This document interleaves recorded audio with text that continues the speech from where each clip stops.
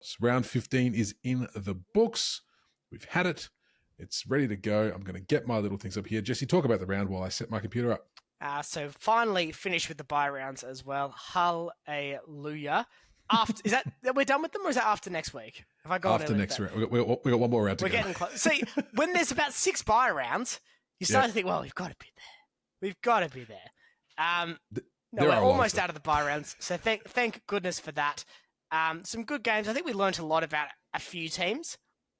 Really cemented the status of some, but also just put a couple of teams into a bit of danger, I think, as well, that probably we weren't expecting. But we'll start the round, Liam, on Thursday night at Optus Stadium under the bright lights, and it was a pretty one-sided game for the most part. What happened here?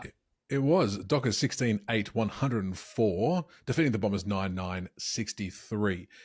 Look, it was very much a one-sided game. We'll bring in our Essendon equation once again, shall we, Jesse? Yes. We say how many out of 10. The bomberometer.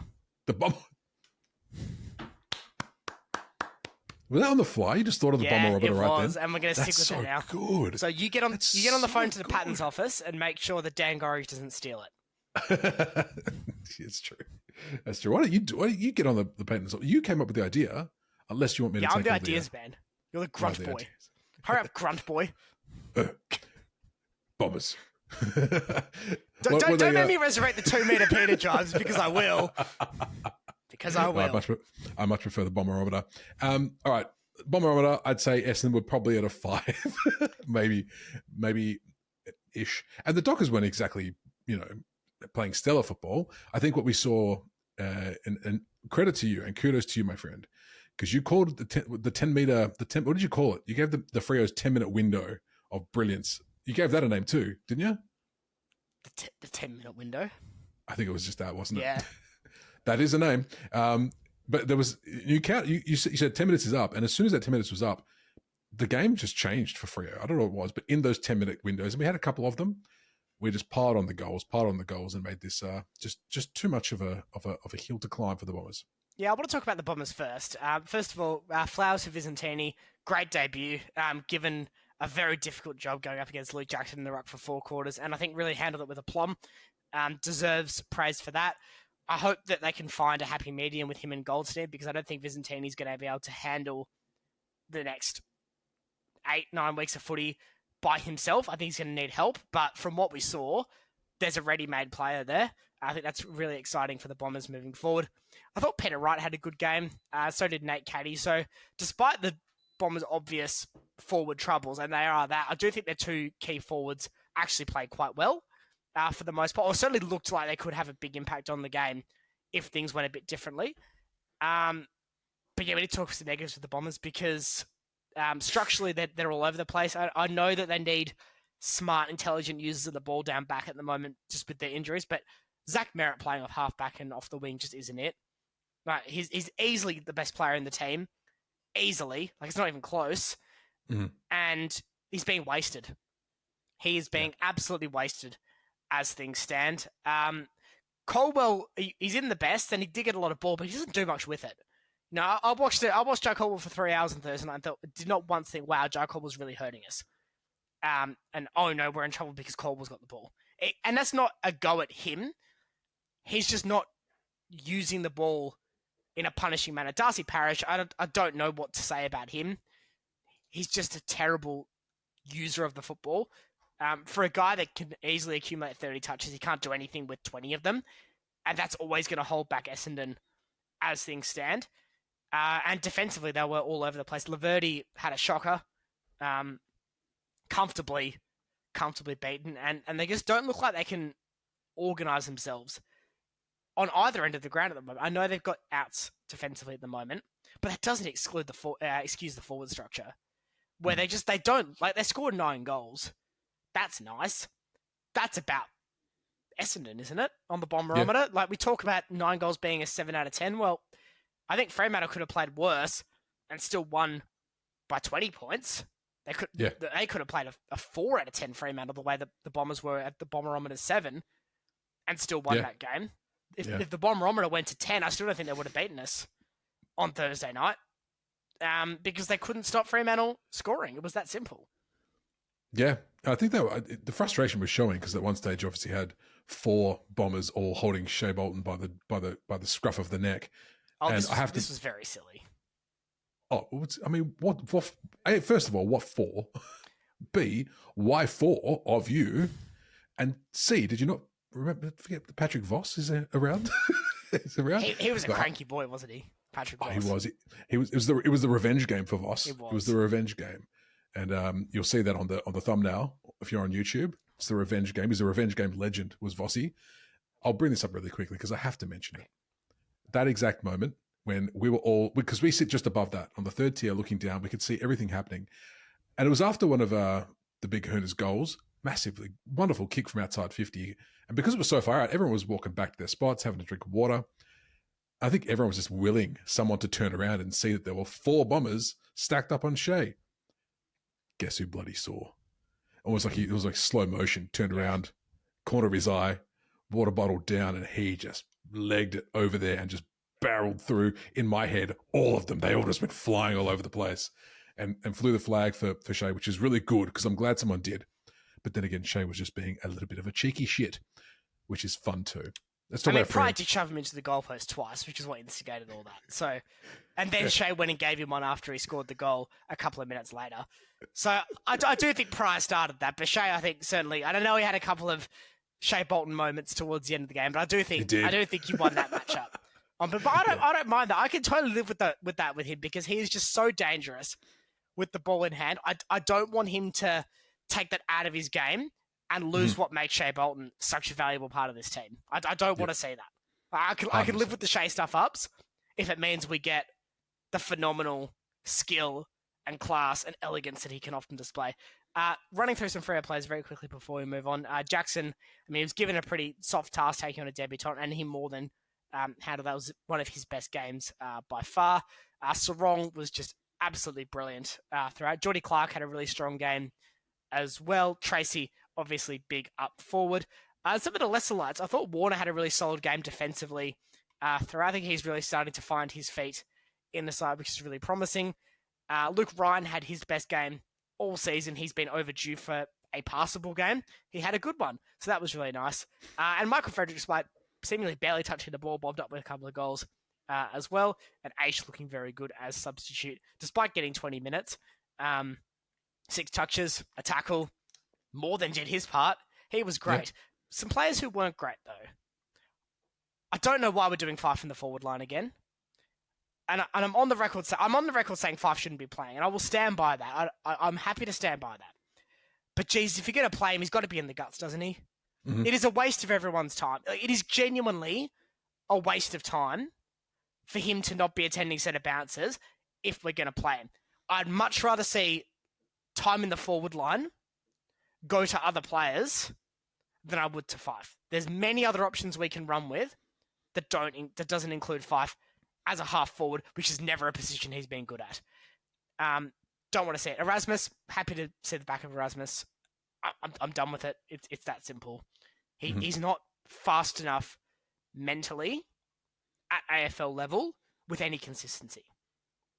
And it's not going to happen. He's going to be back in this week's team, but we don't need Sean Darcy back. It doesn't need to happen. Yeah. Well, look, it's going to happen. Yes, but it doesn't need to. It doesn't need to. 5 in a row now for Freo, though, which is the second time under JLo they've done that, which is exciting. It's always nice when I'm doing the graphics for next week's games, and I get to go tick, tick, tick, tick, tick. Very aesthetically pleasing. It is very aesthetically pleasing. And we've got the Freo off the bat, so now we can just fly on off into the other games, Jesse. Last words on this one.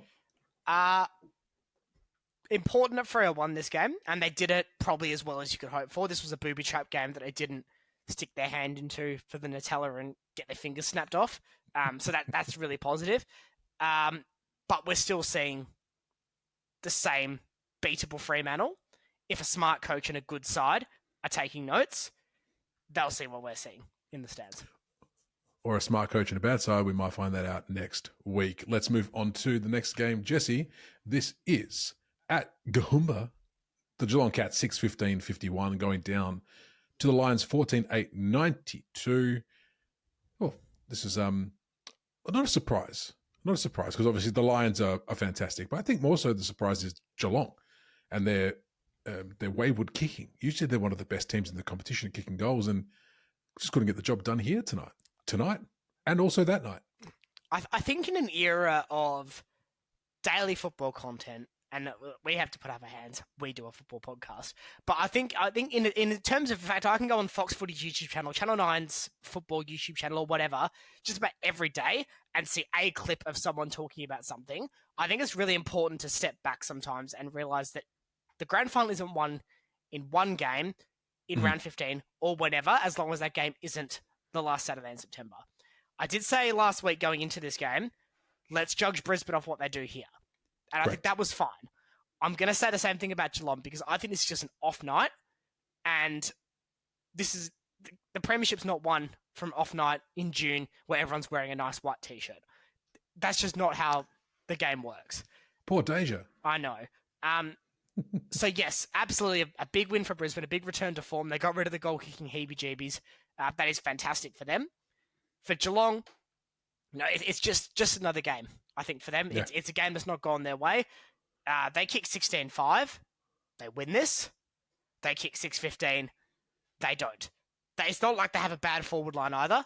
Their forwards just had a bad night. And that's an important distinction to make. If there's any side that I'm going to say a couple of bad nights in a row, and they did this at about round 5 and round 6, they had a couple of games that they would like to take back and have another go at. That was to Carlton. Who loses to them? This whole time, it's just about, don't worry about it. Yep. They'll be there when it counts. And if they can get to a grand final, I don't think I'd tip anyone else against them. I don't think even a team like Collingwood. I think I'd still be saying Geelong in the grand final. Would you be tipping against them if they're playing Brisbane, Jesse? Not necessarily. Two lowest scoring games this year, both being against Brisbane. Is that their kryptonite? The Brisbane Lions. Potentially. I mean, we've seen that. So the two lowest scoring games as losses have been against the Lions, and also their other lowest scoring game in that bracket was a win against the Gold Coast in torrential rain. So they're not exactly having goals for fun against the Queensland sides at the moment. But yeah, I think you're right, Liam, that for their two losses to come at the expense of their lowest points total against the same side, you do have to read something into that. Mm-hmm. Geelong on the slide, Jesse said it here first. You wish. Yeah, it's an interesting game, right? Because there's actually not too much to say about it given the result, because it's either Brisbane showing form, Geelong, don't worry about it, they're going to have an off night. I think there'd be much more to say about this if it was an absolute classic, but as it stands, though, Jesse, shame for Danger on his 350th. But those things happen. Milestone games don't go well all the time. No, and Geelong still have more than 100 points on the board aggregate than the second highest side in the competition across the season. Yeah. They will be fine. Listen, if Cameron is still kicking 4 of your 6, you've got at least one gun in there that you can rely on every week. I'm sure he's just cruising at the front of the Coleman now, isn't he? Surely he must be. Only injury stops him at this point. I can't see him having such a poor form reversal that he doesn't win it from here. He's miles clear. Yeah, miles clear. Anything else there, Jesse? I think this is really promising from Logan Morris as well. Obviously, 5 goals from him. Oh, yes, of course. That's two 5-goal games in a row, of course, having done it against the Giants the week before as well. We did wonder where the answer to Joe Danaher was going to be. Obviously, Oscar Allen's been a big part of that conversation. I just wonder how much this Morris form does change things. I don't think it's going to change things by a lot, but it may allow Brisbane to not have to go all in on Oscar Allen. And take the risk for a 6-year contract for a guy that hasn't had his body right for 12 months. I was going to say, do you go all in on Oscar Allen? I think you still pursue him. But if sure. But if Morris can, I'm not saying kick 5 goals a game for the rest of the season, but if he can continue to have a strong back end of the season, including finals, I think you reconsider your position slightly, because a forward line of a strongly developed Morris and Hipwood, plus your crumbs. I don't think Charlie Cameron's had his best year. I think if you get them that forward line firing, that could be seriously damaging in itself. He's got a bit of the Tommy Hawkins about him, does Morris? Kind of like That's big praise. Big stocky boy, and so does Neil actually from Neil is a Hawkins clone, and I won't be talked out of that. No, he is. But those two, I like those young, big, strong forwards. Tracy's got a little bit about him as well. Probably not as much as those two, but you love to see it, don't you? You love to see it. let's move on, Jesse, to I nearly said the game of the round. It was not that. At the MCG, Carlton 10-13, 73 going down to North Melbourne, 13-6, 84. And the Roos deserved to win that. But Lord, howdy, did they love to try and throw everything at a loss, don't they? My goodness me. This was just they didn't score at all in the last quarter. First time. Second time that's it. Well, the last time that happened was in 1958 for the Kangas. A long time ago. That is a long time. A long time ago. But I think it also speaks to just how poor Carlton were for those first three quarters. I don't think calling Carlton poor does it justice. Okay. That was hideous. I'm going to sit back and let you go while I have a swig of water. Go for it. That was as embarrassing of a performance as we have seen in this competition in a very long time. Because not only were Carlton rubbish, they were completely paralysed tactically and bullied by a pack of children for a lot of that game. What did Patrick Cripps do all day? Nothing. Tell me what he did. He hasn't had a good season, Patrick Cripps. What did Adam Chera do all day? What did George Hewitt do all day? These are guys on big contract. I can keep going. What did Tom de Koning do all day? Like, it's not an annual leave game, guys. He's have to turn up against North. It was dreadful. Voss has to go. You know, I think we talk about Jello sometimes. We can't really say anything about him at the moment. He's won 5 in a row. Voss, though, I think it might be time. But I will say this for Voss, and to be clear, I think that he's done as much as he can with this list, and Carlton need to move on. Whether that's Voss's fault or not, I'll come to in a second. But I think right now, two things can be true when you get to an end point for a coaching career. Either the coach just isn't good at coaching, which does happen. See also Matt Primus. Or the coach and the playing group combined have gone as far as they can go. You know, look at Claudio Ranieri taking over Leicester from Nigel Pearson in the Premier League, if you want an example from that. You know, Pearson is a more than competent first division, second division coach, or certainly was at that point. But he wasn't going to get into a Premier League title. Ranieri did. You know, you've got to have that connection and that gelling. But Carlton made the prelim final from seventh in 2023. They won, I think, 13 games in that season. So they did it the hard way, got to the prelim. Things did not go to plan in 2024. Things have gone even worse in 2025. Carlton won't make finals. You can forget about it. I know they're in 10th. Don't care. Forget about it. They're not playing finals. They're at risk of losing potentially the most valuable asset in Tom de Koning. I think certainly based on the offers he's generating, he is their most valuable asset right now. And Patrick Cripps is legitimately facing a very strong probability of not playing in a grand final for Carlton, never mind a premiership. This is season number 12 for Cripps. He's not getting younger.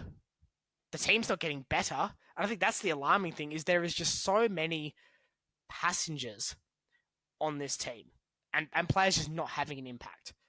Curnow, you know, you talk about players who did nothing all day. Pink humbled Charlie Curnow. This is a guy that's won a Coleman medal. This is a guy that in 23, when Carlton did make a prelim, was automatic with ball in hand. But he can't even get the ball in his hands at the moment. It's really not looking good for Carlton. And when Wiedering went down early, you know, that really looked like DEFCON 1 for the Blues. Wiedering came back. He was okay, which is obviously very important. But when he went down, my first thought was, how do they win games from this point on? Because he is so vital to them as a leader and as a player. I think you need to make the distinction now with Michael Voss. I think you have to say he got close, but he's not the right man for this Carlton team. But I don't know what works for Carlton at the moment, because there's so many individuals, and they went into individual mode and self-preservation mode. No one took a risk in that third quarter when North were piling on the paint. No one took a risk. No one, you know, technically packs. Assad spent more time kicking sideways and backwards than he did looking forwards for 3 hours. It was appalling. This guy's on good coin too. Zach Williams is on $100,000 a year. They've tried him as a defender. He can't kick. They put him in the guts. He can't get a clearance. They put him up forward. He kicks a goal every now and then sometimes.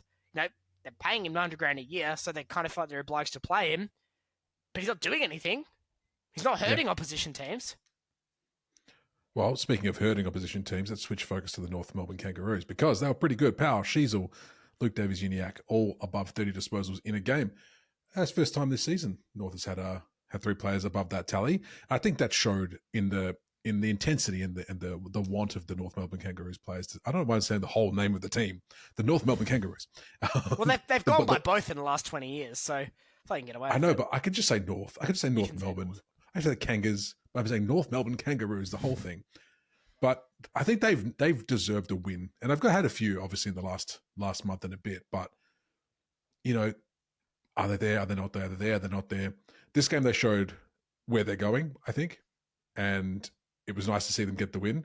But man, that last quarter, my heart was pounding in my little chest. I was just like, oh no, they're going to stooge this one up as well. If they lost this game, that would have been a disaster. That would have been utterly disastrous. I think that last quarter might just save Voss's job for now. Oh wow, okay. But I also don't think he's the right man. I don't think he's the right guy for it. We may come out of recording this and it'll say Voss sacked. We don't know. It might do that, but I think it's pretty clear right now. And the Carlton fans booing the players off at halftime. I think the club's ready for change, and that's fine. It's not necessarily a bad reflection on Voss. I don't think he's been a horrible coach at Carlton, but I think his limitations and this list limitations are too overlapping to get the best out of each other. All right, let's move on because I think that was a good. I think what's going to happen, Jesse, is there going to be a few games we have a lot to say. Some games we don't. That's an interesting one, though. We'll move on to the next game, though, which was this one at Adelaide Oval, 7-10-52 to the Power, going down to the Swans, 9-17-71.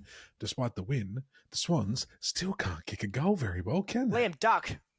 What? One of Marty's set shots just went over my head. Because it wasn't anywhere near the goals. Marty's the definition of promise the world and deliver an Atlas, isn't he? Well, it's one of those players I find like he'll have like the one game where he kicks 9 goals, and that's all anyone remembers. And he'll kind of just trot out there for the next month, 2 months. I mean, I know that happened last year, but it was going to come out. The reputation holds. Yeah, the reputation holds. But then on a week-to-week basis, his output is okay. Sometimes he'll have a bit of a blinder, but for the most part, he's just kind of there. Not the answer. Bring back Hamling. Hamling for full forward. Bring him back. Let's talk this game more broadly. Port. But no, I mean, this is 11th versus 12th, but this looked like 17th versus 18th. This was a bad game of football. Mm-hmm. Neither side showed anywhere near the quality, and which is a real shame because this Port list, I genuinely think this Port list is very good. And I'll stick fat with that, and I'll say this Port list on paper is very good. Yeah. With a couple of key deficiencies. Right now they can't defend, and right now they can't score. And that was stark. And Noah Lear made a big difference, I would say. But Radaglia and Zerk Thatcher aren't it. They need to sort that out. Conversely, I know he kicked 7 last week. Georgiades ain't it either. Oh, wow. He's just as your alpha dog forward, he is not reliable. Okay. You know, you'll get 8 or 9 games where he is good. Yep. But the other 13, 14 is missing. Well, I thought he was stringing together quite a nice little run though. He was doing it for weeks, you know, a month or so. He was like starting to really pile them on. Obviously, like the cherry on top was at 7 or 6, 7, doesn't matter. But this was just a complete reversal. Or am I just remembering Georgiades all wrong, Jesse? I think you're getting it. He's had a solid month, and obviously the 7 does very much help. But I don't think this Port side has goal scoring threat at the moment. It's the Amadi conundrum. He kicked 7 goals one time. We're like, what a genius! Yeah, what a star. A forward superstar. Ken Hinkley's promised to move on as soon as Port can't make the finals. They can't make the finals from 6 and 8 with a percentage of 84 as things stand. I mean, we know this is a finals race of 9 at the moment, so Port being 12th puts them out of that anyway. But I've also had people saying that Sydney can make the finals. Yeah. No, they can't. Just stop. The commentators were frothing on that. They have won 2 games in a row. Yeah. That's nice. They've beaten Richmond. They're quite bad. Mm-hmm. And they've beaten Port Adelaide. Oh. They've scored 80 and 71 in those 2 wins. I mean, is smothering someone to death counting as that? The game before that win against Richmond, they lost by 90 points to the Crows, kicking 41. The game before that, they got flogged by 10 goals by Melbourne. The game before that, they beat Carlton We should be fine if they didn't just lose to North, and also they only kicked 78 points in that game. At the end of the day, they can't do it. This Sydney side is right now not at the level they need to be. No. And speaking of scoring, Port now failed to score over 60. 5 of the last 14? One of them, they did score 60, so we'll give them that tick, I suppose. That's 6. That's 6. So, I mean, they're not exactly lighting up. Yeah, they're not exactly lighting it up. You want to talk, Georgiades, he's been inconsistent, but he also can't do it alone, and he's got no help right now. Can Charlie Dixon come back as with a little mustache and a disguise, and we'll just say, hey, he's been here the whole time, and put him back in? Just a top hat and the full forward. Well, it's been Royal Ascot week, so why not chuck top hat and tails on, and off you go, Charlie.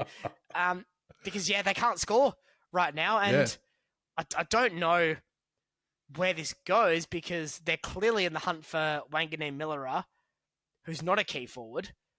He's a very good player, and we'll come to that in a second. But I don't know how Port actually organically fix this right now without landing a big fish somewhere. Do they need to be in the conversation for Oscar Allen? I think they need to be at least considering it. Do you reckon they could do with a small forward? I'm not too sure about Willie Rioli. I'm not too sure how he seems to be very kind of hot and cold. I do. I think that wouldn't hurt them. But right now, they need to either get someone to replace Georgiades in that big key role, or someone to help him. North did by getting Larky Jack Darling. They need to find someone who can just provide help.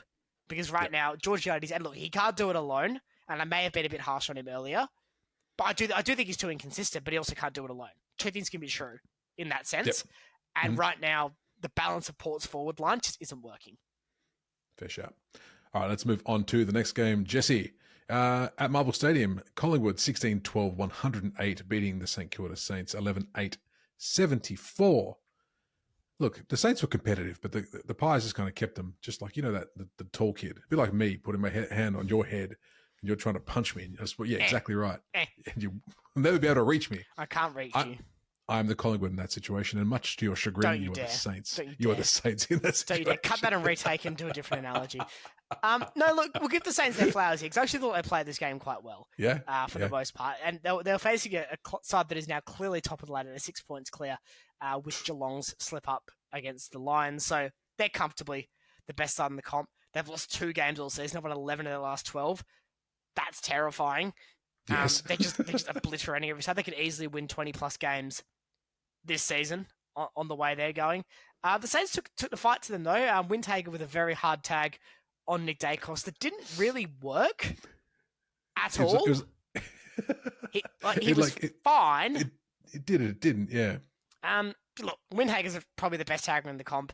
It didn't work. I do find Ross Lyon's comments about there being 2 sets of rules just another pointless whinge.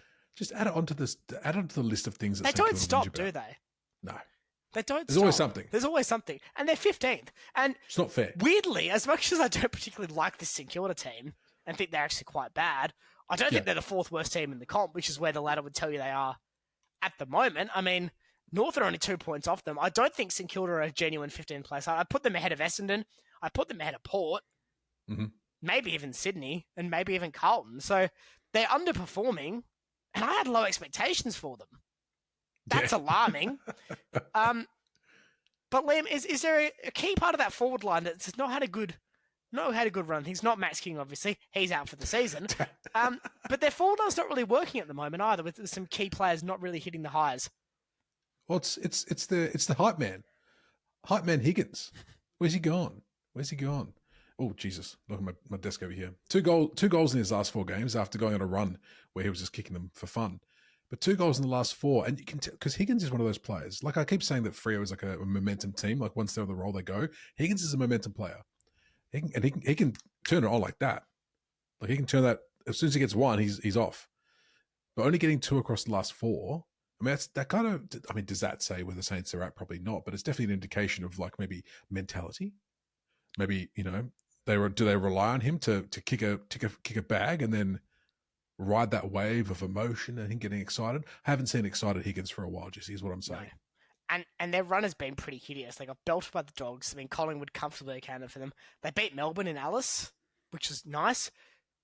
Lost to the Suns and then lost to West Coast in their last 5. So That's a bad run of form. Yeah. In that, they've obviously become a bit of a pile-on team as well for their comments in the public light. We've done the deep dive on St Kilda's Academy grads before. Go watch that on YouTube if you haven't already. It's quite insightful. But gee, I don't care what the Saints do for the rest of the season. I don't care what they offer Tom de Koning. If they can't sign Wanganeen Miller, that will set this club back 3 years. Yeah. He is non-negotiable. And the Saints can moan about academies, moan about father-son, moan about umpire. They can complain about anything they want. They can moan about 1971 like it happened last week, for all I care. But Wanganeen Miller is the club's opportunity to actually pull up their socks, put on their big boy pants, and say, we are actually building something. Right now, Saints have a couple of pieces in a jigsaw with all the pieces being old and kind of broken and also kind of bad. That can't happen anymore. And Wanganeen Miller needs to be the signing. Needs to be a full 5-year contract that says, right, this is where the club's heading into 2030. We can now attract players around it. They've got the cap space.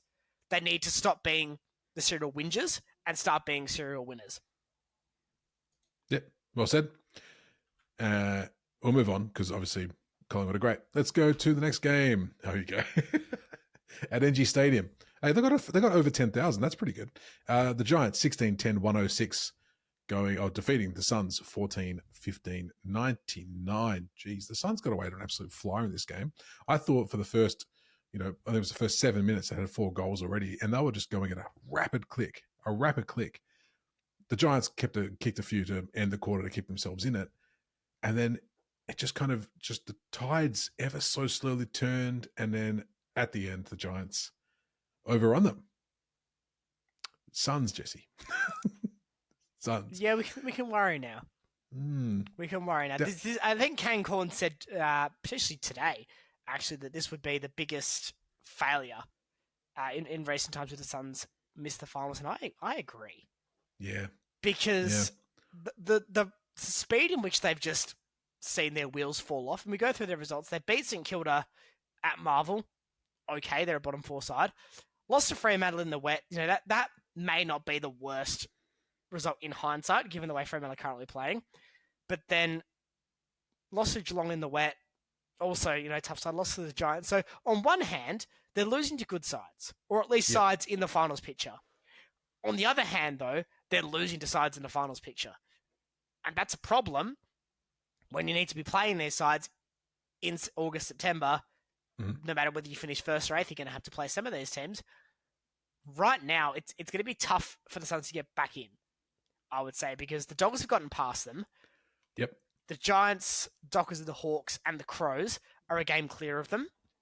So they're probably going to need a swing. They're certainly going to need a swing against the Dogs in terms of percentage. They're going to need a swing against the Crows in terms of percentage, but they can handle the Hawks, the Dockers, the Giants. But we need to start having that conversation now, because we could talk about this next week in the trimester review, but we're getting to that point where sides need to decide what's going to happen next. So, yeah, it's time to be alarmed, but at the same time, they can just brush this off. Yeah. This is brush-offable for the Suns. And not to push ahead to next week, they have a very winnable game next week. They do. So I think it's going to be a bit of a test. For they've actually got 2 winnable games on the bounce. Well, let's hope that they do. Let's hope they do for their sake. Because to go from second not a month ago down to 9th in a very, very, very quick fashion, it's a bit of a worry. And I think the other worry about this game is that they had plenty of opportunity. I think that's my biggest concern, is that they lost. This game was snatched from their hands. And with a young side that's not used to success, that's a worry. The Giants lost the inside 50 cap by 24. That's a big number. And the Giants have never won when they've had given away more than 20 inside 50s. They defended well, obviously, but the Suns would be gone. What's going on there? Yeah, that's a game that got away. Much like the Dogs 100%. Game against Fremantle earlier in the season, that's just a game that got away.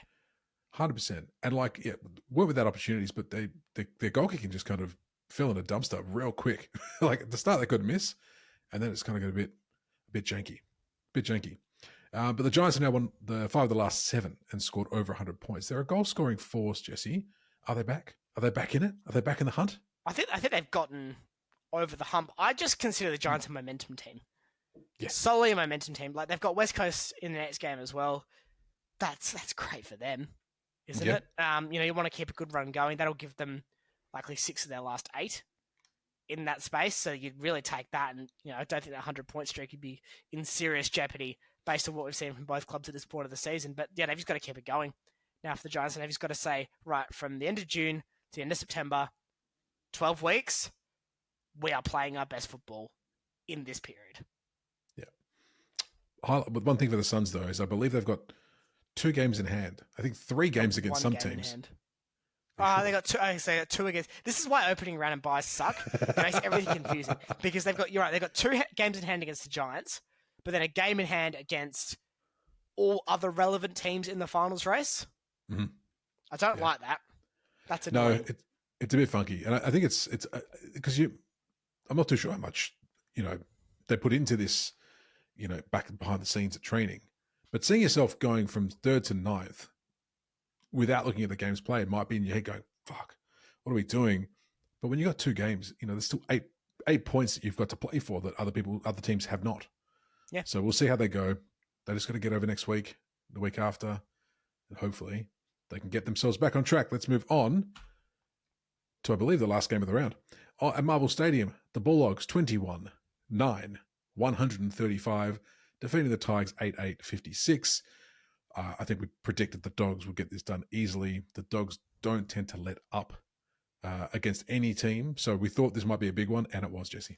Yeah, it was relentless from the Dogs. They hammered the Tigers here. It was as decisive as we perhaps thought it was going to be, and they comfortably dispatched the Tigers, which is very much in that rebuilding and regeneration phase. Yeah. 100 more disposals the Dogs got than the Tigers. 7% more better efficiency.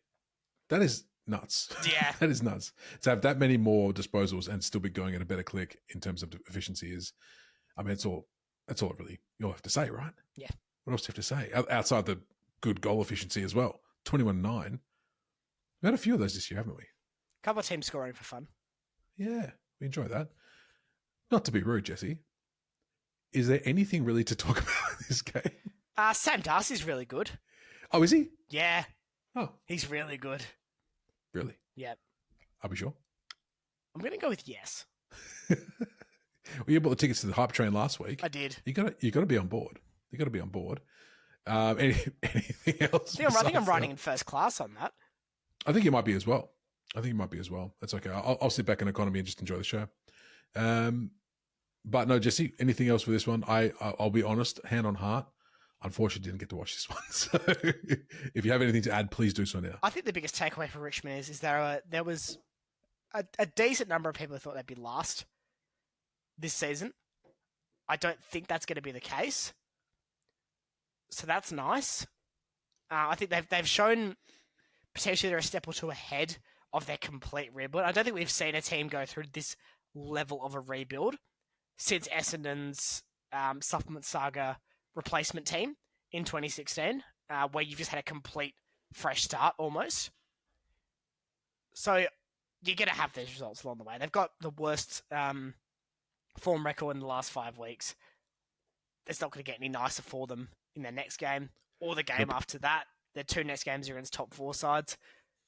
But look, I think there's still a game or 2 they can win. If they can get to 5 wins, I think that'd be a phenomenal result. But again, I don't think they're going to finish last either. Yep. No, I don't think so either. All right, Jesse. That'll do it. That's round 15 in the books. Send the lovely people home. Thank you, everyone, for tuning in to the Centimetre Perfect AFL podcast. If you're on YouTube, make sure you like, share, subscribe, go over and check our deep dive where we talked about the best first-year players and cast your eye ahead to our Just the Tips preview edition for round number 16. If you're on Spotify, Apple or Amazon, a review is much appreciated. We very much thank you for your patronage, but the best review you can give us is word of mouth. So tell your friends, tell your family, tell the person next to you on the Sam Darcy hype train. Doesn't matter if they're a Channel 7 commentators, I think they're on it too, but you can punch your ticket and tell them to listen to the Centimetre Perfect AFL podcast. Until next week, that's Liam, I'm Jesse. Enjoy your football, and we'll see you soon on the Centimetre Perfect AFL podcast. Bye, everybody.